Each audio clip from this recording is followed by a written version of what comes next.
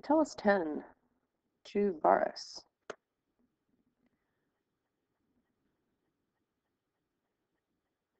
My Varus had led me to his love, foreseeing his love. This is a supernum to express purpose. My Varus had led me at leisure from the forum for the purpose of seeing his loves. His love, it's just a poetic plural. A little harlot, a Scortillum. And as she at first seemed to me not uncharming, so not very uncharming, and not uncordial,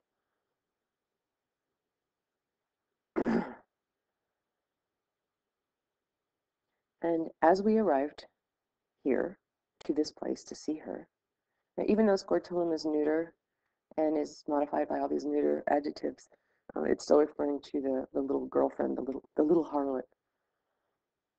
And as we arrived here,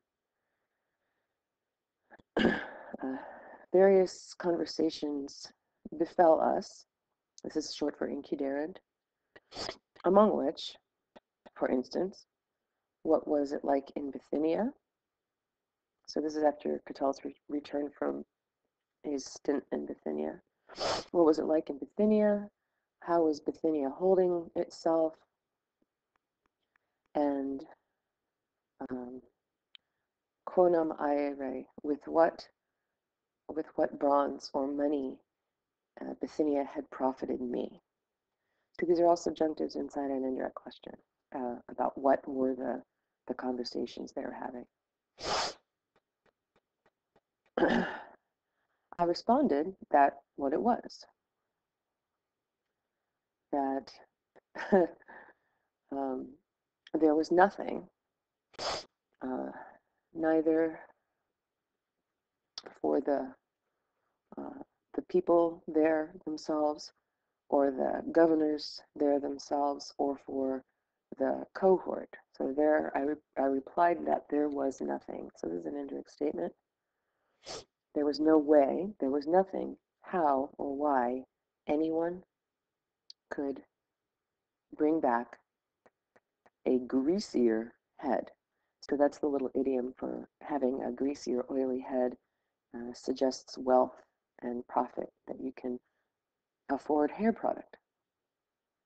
Certainly since this particular governor was such a pain in the butt, literally. So you can translate Erumator however you want. And also since he did not literally make a piece of wool for the cohort. In other words, care about the cohort at all. So another little idiom here. So things were really bad.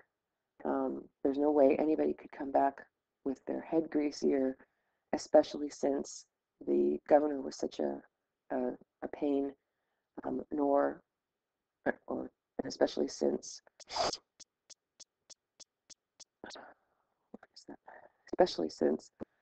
the governor didn't care anything about his cohort, his people there. So the conversation continues. But certainly they said, and they meaning Varus and the girlfriend, but certainly comparasti, short for comparavisti, you bought what is said to be native there. Certainly you bought men for your litter. So when you go to Bithynia, thing to buy is men to carry your litter around. I guess they grow them big in Bithynia.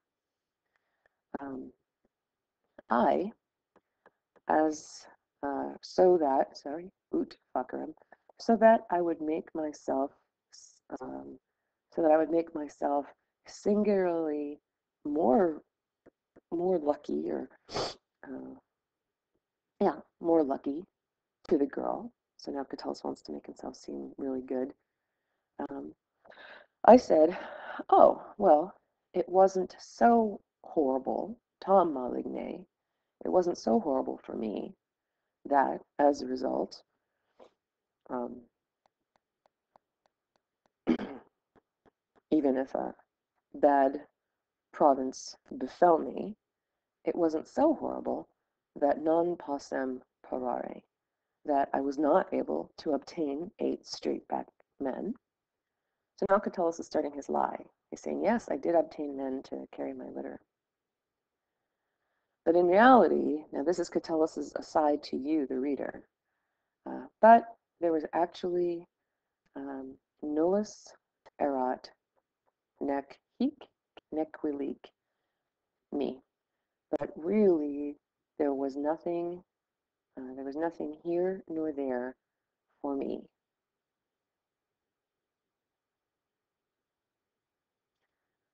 There was there was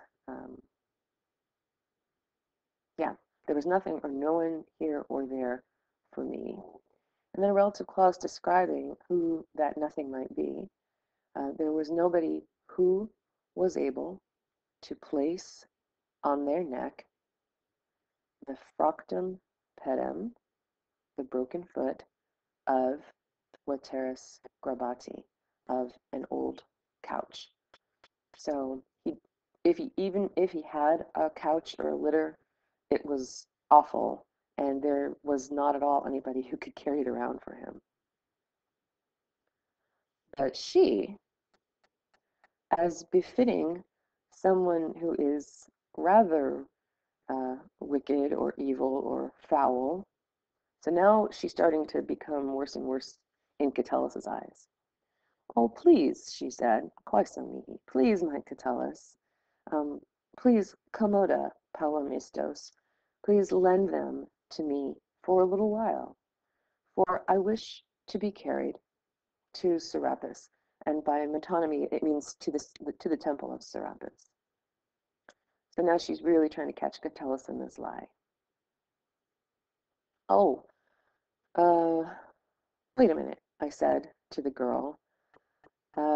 That thing which I just now said that I had, a little indirect statement. Oh, the reason escapes me.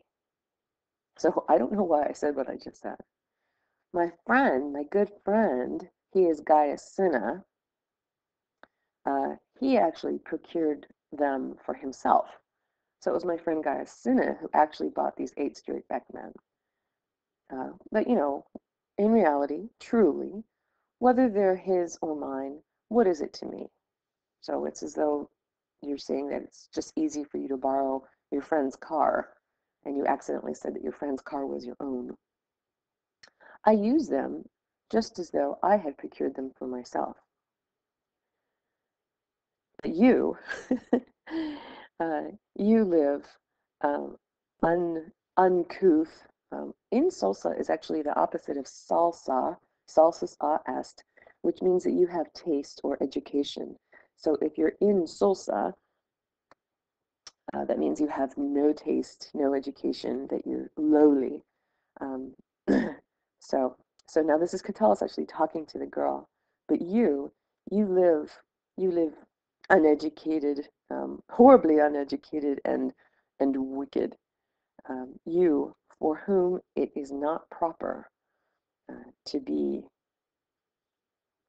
don't say negligent here, but it means uncaring or unaware, not careful, for whom it is not good for someone like you to be not careful.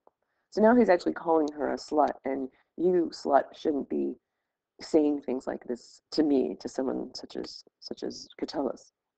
Okay, so that's poem 10.